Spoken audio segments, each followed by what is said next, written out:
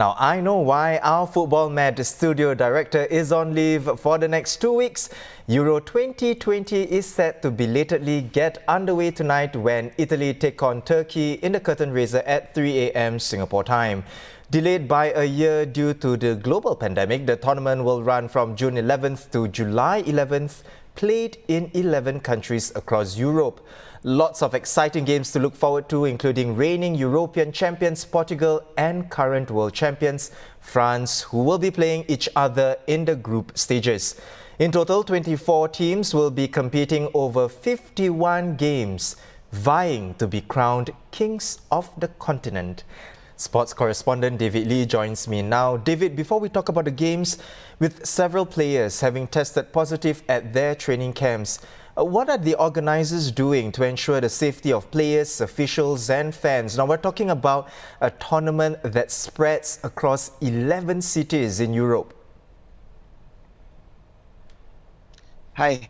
Now, I won't claim to be a health expert, but just from a commonsensical point of view, there is considerable risk to such a format as teams travel across countries to compete, as compared to having a centralized location and bubble.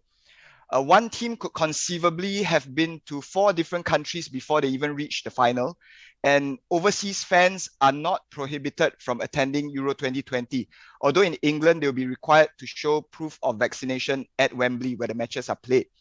Vaccinations are not compulsory for players though, but there will be daily tests for players, no mixed zones for the media to interview them face to face. Like you mentioned, there are already 5 players from Spain, Holland, Scotland and Sweden who have tested positive for COVID despite the strict measures in place. So there is a real risk there will be more cases in the weeks to come. It is important to note that while the spread has eased in Europe, the situation is not entirely under control. There are still thousands who catch COVID in Europe each day, and there are people dying from it every day. But like the Olympics, there probably is too much money at stake to cancel the event, and the organizers are just going to hope that the measures put in place are enough for everyone to enjoy an explosion of football talent and not another COVID outbreak or a super spreader. Well, there are 24 teams in the competition. Let's talk about the fan favourites, starting with England. How do you rate the Three Lions' chances? Actually, I'm not really paying much attention to England because perhaps that's the only way they can go on and achieve something. For so long, they are the most hyped team at tournaments, that they have gone to, and they have choked most of the time.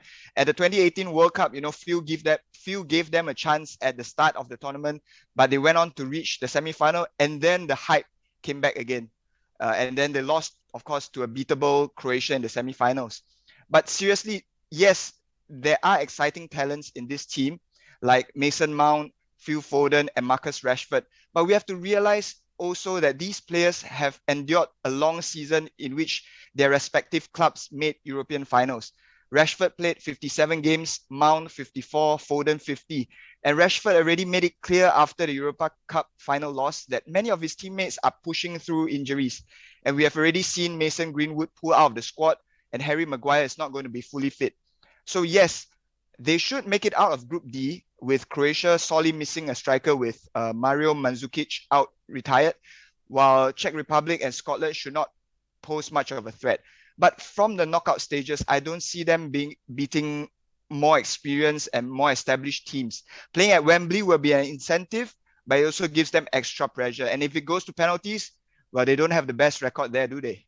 Still on the topic of fan favourites, many, including my co-host Olivia Quay, are tipping France to win. But we know that the Euros tend to surprise. Now, with 10 different winners in the past 15 competitions, do you see a dark horse emerging as a front runner this time?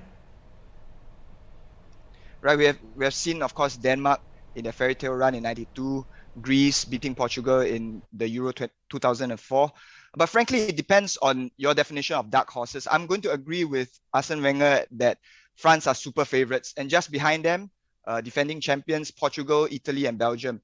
I would term England, Spain, Germany and Holland the dark horses. England I've talked about.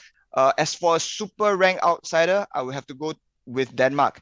They have an experienced team with one of the best goalkeepers, Kasper Schmeichel, in the team, and Christian Eriksen has found form for Inter Milan as they won the Serie A title. They never make it easy for any team to play against them, and yeah, they're my pick for super ranked outsiders. So, David, having said all that and taking all of it into consideration and account, before I let you go, I want to get your predictions.